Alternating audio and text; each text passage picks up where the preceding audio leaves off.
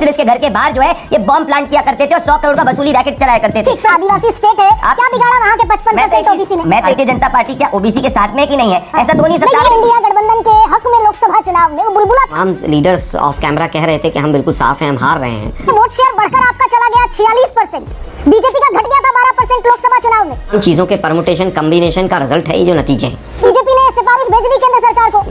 व्यक्ति वास्तव में गरीब है, वो कहेगा भाई मेरा तो सारा का सारा फायदा आपने अमीरों को दे दिया। दहेज क्यों है? पार्टी की 96,000 करोड़ की घोषणाएं कर दी। जनता ने कहा कि झूठ की कांग्रेस की राजनीति को नहीं स्वीकारेगी। प्रदेश जैसे कांग्रेस पार्टी जो है वो सैलरीज तक नहीं दे सकती, ऐसी कोई घोषणा नहीं करेंगे। महाराष्ट्र 42% ऑल इंडिया एफडीआई जो महाराष्ट्र में आता है, गुजरात से भी ज्यादा। दोस्तों स्वागत है आपका, आप देख रहे हैं द भारत डिबेट। दोस्तों आज की डिबेट होने वाली है news anchor Garima Singh, BJP के प्रवक्ता प्रदीप भंडारी और कांग्रेस के प्रवक्ता आलोक शर्मा के बीच में। दोस्तों जैसा कि आप लोग जानते हैं कि कुछ दिनों में महाराष्ट्र में चुनाव होने वाला है, उसी को लेकर डिबेट चल रही थी, जिसमें कांग्रेस का प्रवक्ता का कहना था कि बीजेपी हरियाणा में तो ओबीसी दलित आदिवासी के साथ दुरुपयोग किया है और वही चीज महाराष्ट्र में हम होने नहीं देंगे। इतना सुनते ही वाजपेयी प्रदीप भंडारी जी ने इसको जम के रेला है। दोस्तों डिबेट काफी मजेदार होने वाला है। आपसे अनुरोध है कि वीडियो को अंत तक जरूर देखिएगा। अगर आप लोगों ने अभी तक हमारे चैनल को सब्सक्राइब नहीं किया तो चैनल को सब्सक्राइब और वीडियो को लाइक जरूर से कीजिएगा। चलिए दोस्तों मेन वीडियो को स्टार्ट करते हैं। चलिए शुरू करते हैं। प्रस्ताव था 27%, आप लटका कर रखा उसको 1 साल तक और वापस भेज दिया।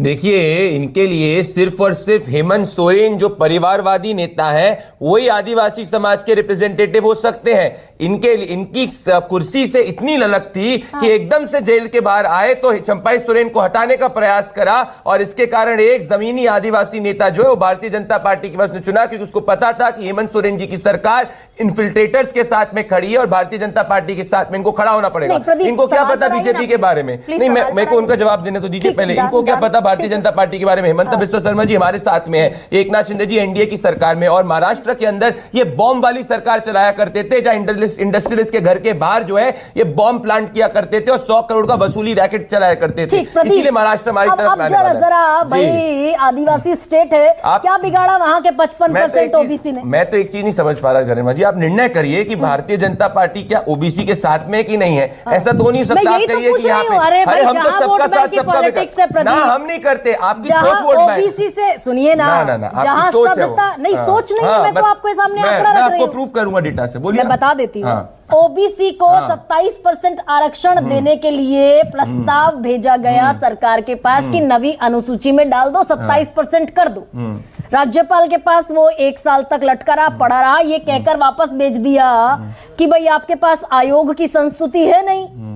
तो ये क्या बिगाड़ा 27% आरक्षण अगर ओबीसी को वो लाएंगे जब लाएंगे। पर आपके हिसाब से आप क्या सिर्फ इसी हिसाब से देखते हैं? आप ये नहीं देखती कि ओबीसी समाज को जब वेलफेयर स्कीम पहुंचती है उसकी आय बढ़ती है तो उसका हक नहीं है? ये आप लोग की जॉन्डिस पॉलिटिकल एनालिसिस है कि किसी को कुछ एक पर्टिकुलर पार्ट दो तभी जाके उसका भला होगा। आप फिस्कल डेफिसिट की महाराष्ट्र में बात करी थी, ये नहीं करी थी 2012 के अंदर 4% फिस्कल डेफिसिट है जो घट के आ गया। आप ये नहीं बात करी कि इंफ्रास्ट्रक्चर का स्पेंड बढ़ गया, ये नहीं आप बात करी कि पर कैपिटा इनकम बढ़ गई। नहीं, क्योंकि आप चाहती हैं कि भाई एक ही तरीके से पॉलिटिकल एनालिसिस हो, पर जब भले आदिवासी समाज हो उसकी आय बढ़े तो आप कहेंगे हम आदिवासी विरोधी हैं। अगर आलोक जी, ओबीसी दलित अल्पसंख्यक आदिवासी यानी कि वो जो पीडीए बना था उत्तर प्रदेश के लिए, जिसने काम किया पूरे देश में, हरियाणा में बिखर गया।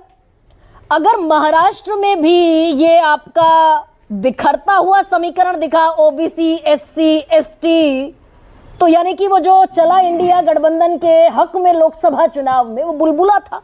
नहीं, ऐसा नहीं है। देखिए गरिमा जी, हरियाणा अपने आप में एक पूरा केस स्टडी चुनाव है जिसमें हर तरह के तंत्र का दुरुपयोग हुआ है और उसके ऊपर तमाम चीज़ें स्टडी कर कर के सामने आ रही हैं। मुझे लगता है कि हरियाणा के चुनाव की तुलना किसी से भी करना बड़ा मुश्किल है।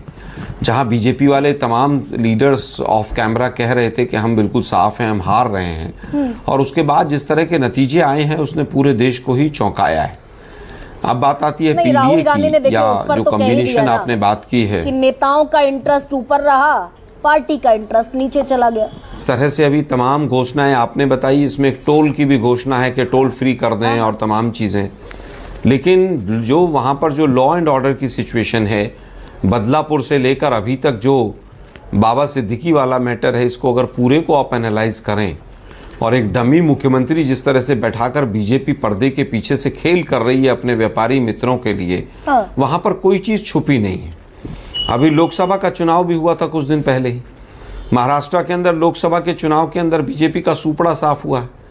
जबकि पिछली बार बहुत अच्छी सीटें आई थी और महाराष्ट्र के दम पर ही और यूपी के दम पर ही ये लोग आगे आए थे। ये दोनों बड़े राज्य थे और दोनों ही बड़े राज्यों में बीजेपी को मुंह की खानी पड़ी। तो वो तो हरियाणा में मेरा भी मानना हुआ है, आलोक हरियाणा शर्मा। हो, झारखंड हो, हरियाणा में महाराष्ट्र हो। 28% से वोट शेयर बढ़कर आपका चला गया 46%। बीजेपी का घट गया था 12% लोकसभा चुनाव में। देखिए उसके हरियाणा बाद में भी फिर लेकिन दोबारा नतीजों भी ने आप बीजेपी ही को का चौंका घटा है। दिया। देखिए नतीजे तो पूरी तरह से मुझे लगता है कि मैनिपुलेशन है, आंकड़ों की बाजीगरी है, मैथमेटिकल और तमाम चीजों के परमुटेशन कॉम्बिनेशन का रिजल्ट है ये जो नतीजे हैं। तो मुझे लगता है कि उसके ऊपर अभी बहुत चीजें पाइपलाइन में हैं। तमाम केसेस भी कोर्ट में जाएंगे। इलेक्शन कमीशन भी कहीं ना कहीं उसके अधिकारी घबराए हुए हैं। आज भी जब election commissioner, chief election commissioner से सवाल पूछा गया तो उनका चेहरा देखने लायक था। उनके पास आज भी कोई सेटिस्फैक्टरी आंसर नहीं था। बीजेपी हर वो काम कर रही है जो आपके साथ खड़े हुए लोग मुद्दत से मांग रहे हैं। शरद पवार क्रीमी लेयर बढ़ाने की मांग कर रहे थे मुद्दत से। 15 ओबीसी की जातियां थी जिन्हें वो शामिल करने की मांग, उपजाति और जातियां दोनों मिलाकर जिन्हें वो शामिल करने की मांग 96 से कर रहे हैं। वो बीजेपी ने सिफारिश भेज दी केंद्र सरकार को। जो ये 1.25 लाख वाला मैटर है कि 1.25 लाख जिसकी 1 महीने की कमाई है वो आपने ओबीसी में या बैकवर्ड में डाल दिया।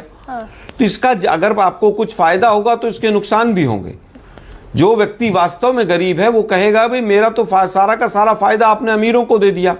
तो बीजेपी के जितने कदम हैं, ये चाहे मदरसे वाला हो, चाहे ओबीसी के क्रीमी लेयर वाला हो, ये सारे के सारे कदम इनके उल्टे पड़ेंगे। आप देखते जाइएगा। बताइए जी कि मराठा के लिए क्या घोषणा की ये तो आप गिनवा नहीं पाए जी, लेकिन ये इतना असहज क्यों है पार्टी नहीं। की 96,000 करोड़ की घोषणाएं कर दी। मैं आपको एक बताता हूँ डेटा पॉइंट। जब हर per capita- दिन 250 फैसले कैबिनेट के। अच्छी भाई बात है। नीचे की मशीनरी उनको इंप्लीमेंट कर पाएगी कि नहीं कर देखिए पाएगी। गरिमा जी, जो हाथ में अगर- नहीं आपके वो भी गरिमा घोषणाएं जी, कर जैसे रहे मैंने हैं। हरियाणा में भी कहा था, हाँ। अगर जनता हमारे अगेंस्ट होगी तो अपने आप वोट कर देगी। जनता ने कहा कि झूठ की कांग्रेस की राजनीति को नहीं स्वीकारेगी। मैं आपको एक डेटा पॉइंट दूंगा। महाराष्ट्र के अंदर पर कैपिटा इनकम जब इनकी सरकार थी वो 86,000 थी। हमारे तरफ में बढ़ के 2,78,000 हुई। ठीक मतलब है। हर वर्ग का और इनकम में फिस्कल बढ़ी है। डेफिसिट कितना हो गया? 2 लाख करोड़ का हो गया fiscal deficit. Which is fine, but 42% No, not- which is not नहीं, fine, एक चीज प्रदीप। बताऊं, नहीं मैं आपको बताऊंगा क्यों। राजकोषीय घाटा आपका आपको सुनिए ना प्रदीप, हाँ एक बोलिए सेकंड। बोलिए। आप कह रहे हैं पर कैपिटा इनकम बढ़ गई महाराष्ट्र की। आपका फिस्कल डेफिसिट 2 लाख करोड़ हो गया और जी। जीएसडीपी के 3% से ज्यादा हो गया। फर्क बताता आपके हूं, वित्त मंत्री फर्क अजीत बता- पवार कह रहे ठीक हैं है। कि भाई बस बहुत करो अब ये चुनावी घोषणाएं। ठीक है, अब मैं नहीं कर सकते फर्क है इतना। दोनों में, फर्क है। हम हिमाचल प्रदेश जैसे कांग्रेस पार्टी जो है वो सैलरीज तक नहीं दे सकती, ऐसी कोई घोषणा नहीं करेंगे। महाराष्ट्र 42% ऑल इंडिया एफडीआई जो महाराष्ट्र में आता है, गुजरात से भी ज्यादा। तो उनके पास पॉलिसीज इंफ्रास्ट्रक्चर में हमारा स्पेंड सबसे ज्यादा है, तो रेवेन्यू के थ्रू आगे हो जाएगा। अरे भाई। Deficit is not wrong. मैं एक आपको छोटा डेटा पॉइंट दूंगा। खजाने पर आपके सुनिए 2 मेरी लाख बात। करोड़ का अब आप घाटा सुनिए, मैं आपको है। बता रहा हूँ क्या महाराष्ट्र में डिफेंड कैसे। कर रहे हैं प्रदीप सुनिए, मैं बिल्कुल भंडारी तरीके से सही डिफेंड कर रहा हूँ। Deficit is not wrong till the time आप उसको फंड करने का आपके पास तरीका होता है। That is it. Deficit is wrong Pradeep Bhandari. No, deficit is not wrong till the GSDP time. का सुनिए ना, Deficit is not. कांग्रेस बोलिए बोलिए, फिर आप बोलिए, मैं बोलता हूँ। बोलिए। जीएसडीपी का 3% होना चाहिए। देखिए अब वो मैं 3% से क्रॉस कर गया और अजीत पवार आपके वित्त मंत्री कह रहे हैं। मैं अब आपको बताऊं, जब फिस्कल डेफिसिट एक लेवल के बाद क्रॉस करता है और कंट्री 5 फ्रेजाइल 5 इकोनॉमीज में पहुंचती, जैसे यूपीए के समय पहुंची थी, वो गलत होता है। हम अपने डेफिसिट को हमें फंड करने के हमारे पास मीन्स एंड मैकेनिज्म है महाराष्ट्र में, बिकॉज महाराष्ट्र में रेवेन्यू जनरेटिंग कैपेसिटी सबसे ज्यादा है स्टेट। मैं आपको एक छोटा सा डेटा पॉइंट दूंगा क्योंकि आप डेटा की काफी बात कर रही थी। लोकसभा में मेरे हिसाब से सीट वाइज यस हमें नुकसान हुआ है, पर हम आराम से सरकार बनाएंगे इस असेंबली इलेक्शंस में, जैसे मैं आपको हरियाणा में भी कह रहा था। क्योंकि अगर आप महाराष्ट्र में वोट शेयर का आप एनालिसिस करेंगी तो महाविकास आघाड़ी का, महाविनाश आघाड़ी जिसको हम कहते हैं, उसका वोट शेयर आया था 43.91%। ओवरऑल हमारा वोट शेयर आया था 43.60%। हम दोनों के बीच में सिर्फ 0.31% का फर्क था। ओवरऑल महाराष्ट्र के अंदर इनको सिर्फ 2 लाख वोट एक्स्ट्रा पड़े थे, परंतु मुंबई में जहाँ अपना गढ़ कहते हैं वहां हमको 2 लाख वोट एक्स्ट्रा पड़े थे। और तब से लेकर हमने जो फीडबैक मैकेनिज्म के तो फिर तहत अगर इतना सब चकाचक है प्रदीप, नहीं। तो ये सुनिए ना, हाँ, इतना बोलिए। सब चकाचक है तो पिछले 12 दिन बताऊंगा। में 1500 फैसले, नहीं। हर दिन छुट्टियां छोड़ दीजिए। 2 अक्टूबर गांधी जयंती की छुट्टी थी, फिर एक और छुट्टी थी, वो छुट्टियां छोड़कर हर दिन 250 फैसले ले रही है कैबिनेट। देखिए आखिरी समय पर अगर इतना सब चकाचक है। गरिमा जी अगेन अगर आप एनालाइज करेंगी, जनता अगर जनता को लगेगा कि भाई ये फैसले सरकार पूरी नहीं कर सकती तो जनता में वोट नहीं करेगी। हाँ। सब सरकारें करती, जनता को लगेगा कि हम डिलीवर कर सकते हैं तो करेगी। एक और चीज बोलूंगा, मैंने नहीं कहा कि सब कुछ सही था, मैंने कहा हमने फीडबैक मैकेनिज्म के तहत करेक्टिव मेजर्स इलेक्शंस के बाद में लिए, तभी हमने लाडकी बहन और बाकी योजनाओं को लागू करा। खत्म, बाय बाय, टाटा। तो वीडियो को अंत तक देखने के लिए धन्यवाद। आज के डिबेट वीडियो आप लोग को कैसा लगा आप लोग कमेंट सेक्शन में अपनी राय जरूर दे सकते हैं। अगर आप लोगों ने अभी तक हमारे चैनल को सब्सक्राइब नहीं किया तो चैनल को सब्सक्राइब और वीडियो को लाइक जरूर से कीजिएगा। चलिए दोस्तों मिलते हैं कोई और लेटेस्ट डिबेट वीडियो में, तब तक के लिए जय हिंद, जय भारत, वंदे मातरम।